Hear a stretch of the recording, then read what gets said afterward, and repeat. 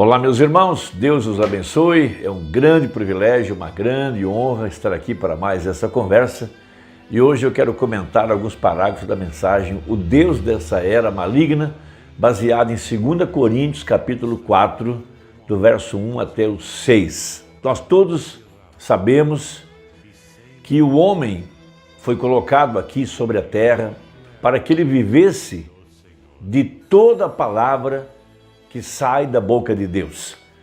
Mas o inimigo entrou, vamos dizer assim, por debaixo da cerca e perverteu os nossos pais para que vivessem não de fé na palavra, mas da árvore, da ciência, do conhecimento, do bem e do mal. Esta árvore que tem levantado esse Éden satânico aqui no tempo do fim, veja, essa ciência, como disse Daniel, se multiplicaria aqui no tempo do fim, seria muito rápida, muito veloz. A cada dia surge um novo invento, logo aquele já é superado, vem outro, logo já é superado, e assim por diante.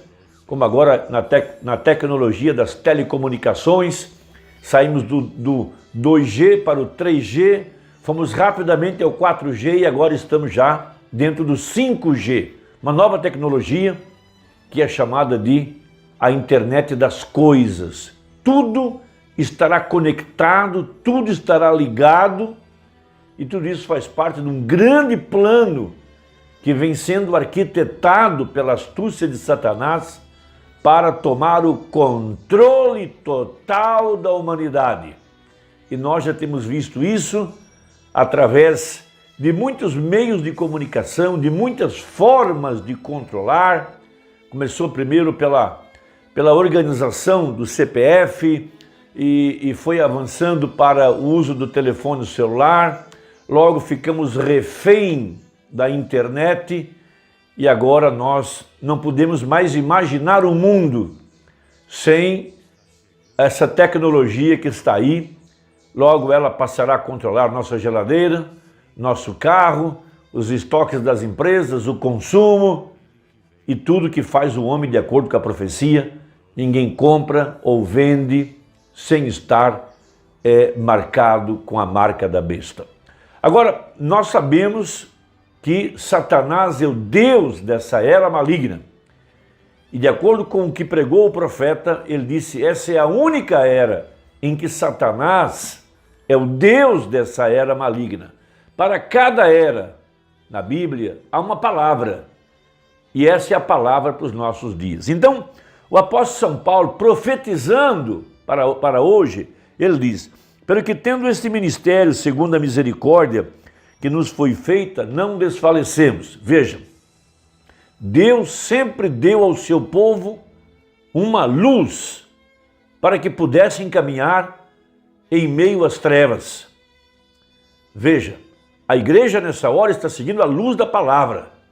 E a única que tem luz é a Virgem Prudente, a única caminhando em meio a essas trevas totais.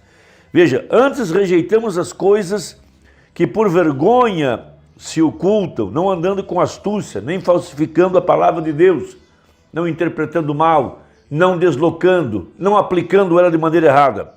E assim nos recomendamos a consciência de todo homem, na presença de Deus pela manifestação da verdade.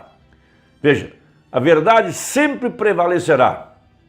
Veja, como disse Jesus, e conhecereis a verdade, e a verdade vos libertará. E temos um outro jargão que diz, o tempo é o melhor amigo da verdade. A verdade sempre vai prevalecer. Passarão os céus e a terra, mas minhas palavras não hão de passar, disse Jesus. Vejam, mas se ainda o nosso evangelho está encoberto, para os que se perdem está encoberto. Então aqui vemos claramente a doutrina da predestinação. Jesus disse, graças te dou, ó Pai, que escondesse essas coisas dos sábios e entendidos e as revelasses aos pequeninos. Então o evangelho está oculto em mistérios. Veja, para os que se perdem, nos quais o Deus com letra minúscula, o Deus desse século, veja, cegou. Veja, o Deus desse século cegou os entendimentos dos incrédulos, para que lhes não resplandeça a luz do Evangelho. O Evangelho é uma luz que ilumina ou que ilumina o nosso caminho. Veja, o Evangelho da glória de Cristo, que é a imagem de Deus. Então, a revelação de quem Jesus Cristo é, traz luz para o verdadeiro crente viver em meio a um caos, em meio a grande confusão. Veja, porque não nos pregamos a nós mesmos, mas a Cristo Jesus, o Senhor, e nós mesmos somos vossos servos por amor de Jesus. Porque Deus, que disse que das trevas resplandecesse a luz, então esse é o propósito de Deus, permitir que o caos venha, que as trevas tomassem controle através da interpretação errada da palavra, através do evangelho científico, religiões científicas. Veja, é quem resplandeceu em nossos corações para a iluminação do conhecimento da glória de Deus na face de Jesus Cristo. Então a importância da revelação pessoal de Jesus Cristo no dia em que nós estamos vivendo, a única luz que pode nos guiar em meio a essas trevas é o verdadeiro evangelho. E esse evangelho é a luz para o crente verdadeiro. Então, nessa mensagem, o Deus dessa era maligna, o profeta revela algo muito importante a respeito do porquê que Deus tiraria uma igreja, chamaria uma igreja para o seu nome aqui no tempo do fim. Veja, Deus colocou seus filhos aqui, filhos predestinados, filhos eleitos, desde antes da fundação do mundo, que estavam nele. Veja, nele antes da fundação do mundo. Por isso que quando Jesus veio à terra, ele disse, na casa de meu pai há muitas moradas. Veja, ele era a casa de Deus e dentro dele nós estávamos como semente. Por isso você, eleito nele, quando ele morreu no Calvário, quando ele foi julgado, você também foi julgado. Quando ele foi para a sepultura, você foi com ele. Quando ele levantou, você levantou com ele. E hoje você está assentado em lugares celestiais em Cristo Jesus. Veja, é impossível que a verdadeira igreja se perca. Por isso a igreja está nesse lugar seguro. Ela está em Deus. Ela está escondida nele. Veja, e ele tem todo o controle. Ele está controlando todo esse mundo visível do seu trono majestoso nos céus. Agora, veja, o homem foi levantado para viver de cada palavra que sai da boca de Deus. Veja, Gênesis, nós temos a semente, Apocalipse, nós temos a colheita. Como foi lá, aquilo que foi semeado lá seria colhido aqui no tempo do fim. Então diz o profeta uma coisa muito importante para nos situar em meio a esse grande plano de redenção, do porquê Deus te escolheu e escolheu a mim, para que nós viéssemos aqui no tempo do fim. Veja, e Deus preparou o nosso coração, Deus nos deu o seu Espírito Santo, nos deu essa mensagem como uma luz. Nós estamos caminhando na luz, mas lá fora as trevas estão por toda parte. Mas Deus permitiu que tudo escurecesse, porque ele teria aqui no tempo do fim uma verdadeira igreja, vivendo na luz, como ele na luz está.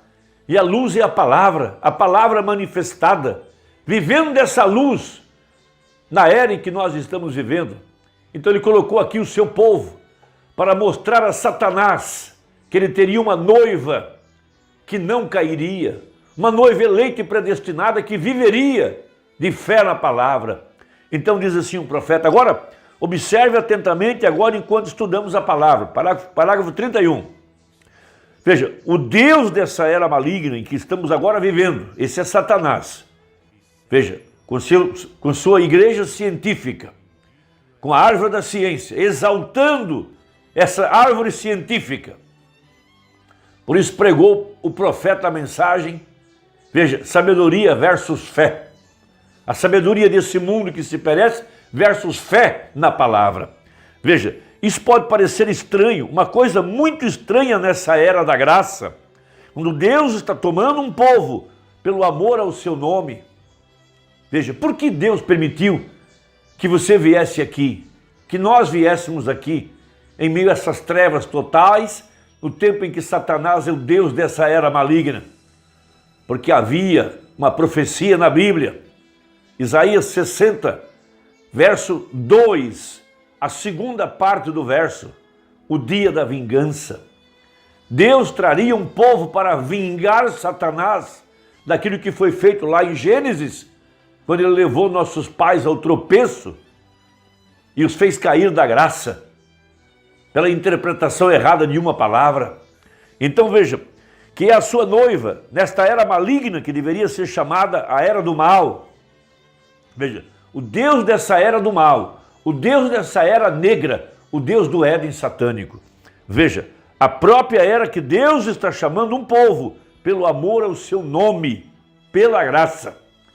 Por isso essa pedra cortada é sem mãos, com 7 olhos do livro de Zacarias. Sobre esta pedra seria esculpida a imagem perfeita da palavra, esta rocha que é Cristo, veja, e é chamada da era maligna. Agora, nós provaremos isso através da Bíblia, que esta é a era da qual ele está falando, a nossa era.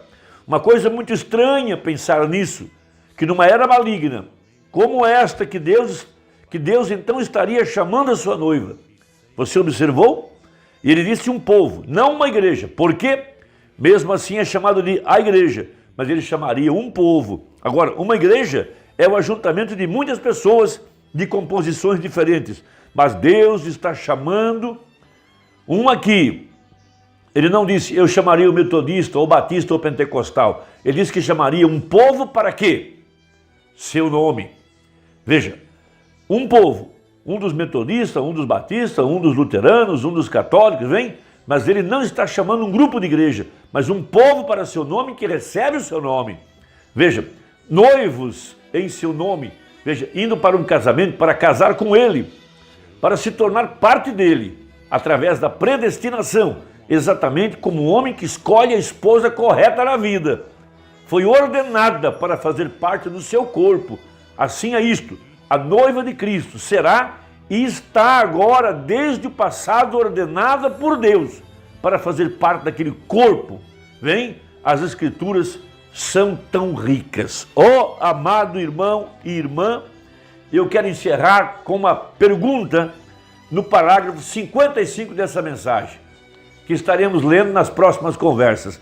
Ele disse, perdeu Deus o controle ou está ele simplesmente permitindo outra intervenção para controlar?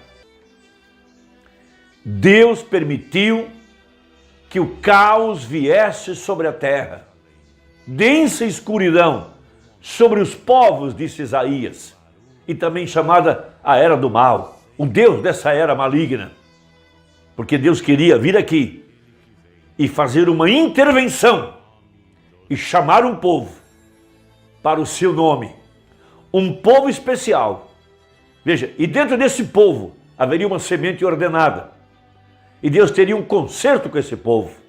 Veja, não permitiria que ele fosse enganado. Mateus 24, verso 24, que o falso seria tão parecido com o verdadeiro que enganaria, se possível, o eleito, mas não é possível, porque o eleito carrega uma semente, ele possui um DNA. Veja, e esse povo está debaixo de grandes promessas, que nós conversaremos no nosso próximo encontro, se Deus permitir.